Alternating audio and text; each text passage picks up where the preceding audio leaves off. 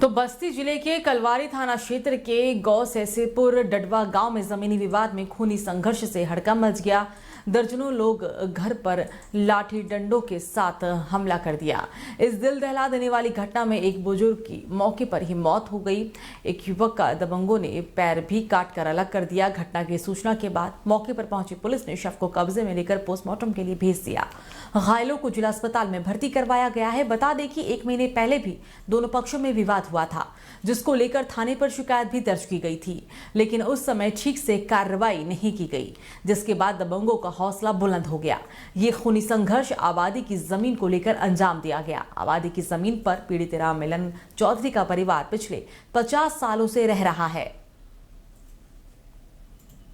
वो लोग मारे हैं साहब, हमारा जौन है यहाँ 60 साल हो गया रहा था। हमारे दादा बाबा राजे यहाँ रात रही ने, घर बना रहा है, फिर पक्का बना है।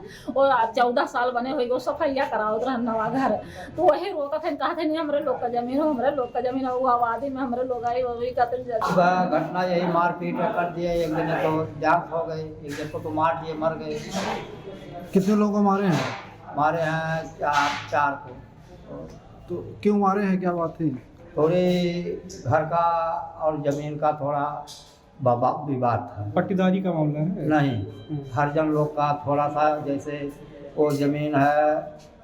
देखिए, कलवारी थाना क्षेत्र में आज दोपहर को 3 बजे के आसपास एक सूचना मिली है, जिसके अंदर में 2 पक्षों के बीच में झगड़ा हुआ है। झगड़े के उपरांत एक व्यक्ति की डेथ हुई है और एक दूसरे व्यक्ति की चोट लगी है। मुकदमा पंजीकृत करके कार्रवाई की जा रही है। तो उत्तर प्रदेश के फर्रुखाबाद में माफिया अनुपम दुबे और उनके परिजनों पर बड़ी कार्रवाई की गई। जिलाधिकारी डॉक्टर वीके सिंह ने गैंगस्टर के मुकदमे में डब्बन और बब्बन की संपत्ति कुर्क करने के आदेश के बाद 45.55 करोड़ की संपत्ति कुर्क कर दी। आज भी कार्रवाई हालांकि जारी रहेगी। अनुपम दुबे और उनके परिवार की कुल 10 संपत्तियां कुर्क की गई है, जिनकी अनुमानित कीमत 45 करोड़ 55,13,849 रुपए है। इससे पहले भी माफिया अनुपम दुबे की करीब 113 करोड़ से अधिक की संपत्ति कुर्क की जा चुकी है। बसपा नेता अनुपम दुबे सहित भाई अनुराग उर्फ डब्बन, अमित दुबे उर्फ बब्बन, मीनाक्षी दुबे पत्नी अनुपम दुबे, माता कुसुमलता दुबे, भाई अभिषेक दुबे, पत्नी अर्चना दुबे, कुमकुम दुबे, पत्नी अमित दुबे, जॉली दुबे, पत्नी अभिषेक दुबे पर शिकंजा कसा गया है। फतेहगढ़ पुलिस शासन द्वारा चिन्हित माफिया अनुपम दुबे के विरुद्ध निरंतर कार्रवाई कर रही है। इसी क्रम में अनुपम दुबे और उसके परिवार के विरुद्ध लिखे गैंगस्टर के मुकदमे में फतेहगढ़ पुलिस ने कुर्की की कार्रवाई की है। आज जो कुर्की की जा रही है, इसमें 45 करोड़ 55,13,849 रुपए की कुर्की की कार्रवाई चल रही है। ये कुर्की की कार्रवाई अभी भी प्रचलित है और कल भी जारी रहेगी। इसमें कुल इनके 10 अचल संपत्ति जो कि मकान और कॉलेज के फॉर्म में है, उसको कुर्क किया जा रहा है।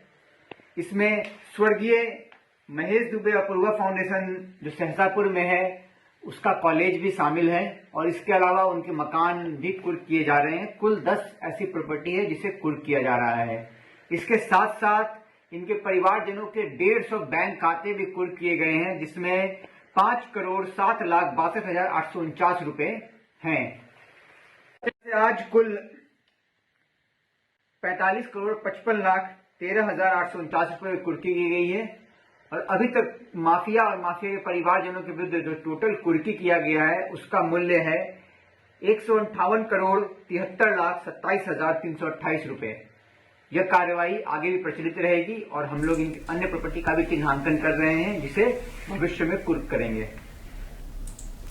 तो चलिए बात करते हैं अब यूपी के रामपुर की। रामपुर में जिला नगरीय विकास अभिकरण के तत्वाधान में विकास भवन सभागार में स्वयं सहायता समूह की दीदियों की उपस्थिति में बीजेपी के शक्ति वंदन अभियान के तहत चाय पर चर्चा की गई। इस दौरान स्वयं सहायता समूह को जागरूक करते हुए उन्हें रोजगार के साधन उपलब्ध कराने और महिला शक्ति को आर्थिक रूप से मजबूत कराने पर जोर भी दिया गया।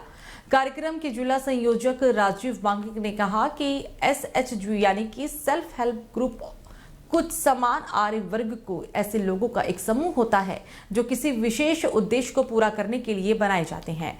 समूह में सभी सदस्य अपनी मर्जी से शामिल हो सकते हैं। सरकार की इच्छा है कि भारत की महिलाएं सशक्त, आत्मनिर्भर एवं आर्थिक रूप से सक्षम हो। महीने की 5 से 10 हज़ार रुपये या 8 हज़ार रुपये पर मंथ वो कमाती हैं। उससे वो और आगे मटेरियल खरीदती हैं और अपना कार्य आगे बढ़ाती हैं। इससे उन्हें स्वरोजगार मिला है और सेल्फ डिपेंड बनी है। जो कि महिलाएं घर से निकलते हुए डरती थीं, वो आज सेल्फ डिपेंड हो गई हैं और एक हिम्मत के साथ आगे बढ़ रही हैं। मोदी जी और योगी जी का बहुत बहुत धन्यवाद। हमारे प्रधानमंत्री जी ने ये योजना बनाकर महिलाओं के हित में कार्य किया है। हर महीने जो है 100 रुपए जो है इन्वेस्ट करती हैं और फिर उससे कोई भी कार्य स्टार्ट करती हैं। जैसे कि मेरा कार्य है टोपी बनाना, तो हम हर महीने पैसे इकट्ठे करके मटेरियल लेकर आते हैं, टोपी बनाते हैं और उसे सेल करते हैं। फिर जो भी प्रॉफिट होता है उसे हम 11 लेडीज़ में डिवाइड कर लेते हैं। काम मेरे समूह को 4 साल हो गए हैं और हमारा जो काम है वो हर तो फिलहाल खबरों में मेरे साथ इतना ही। देश और दुनिया की तमाम बड़ी खबरों को जानने के लिए देखते रहिए डेली 24 भारत। नमस्कार।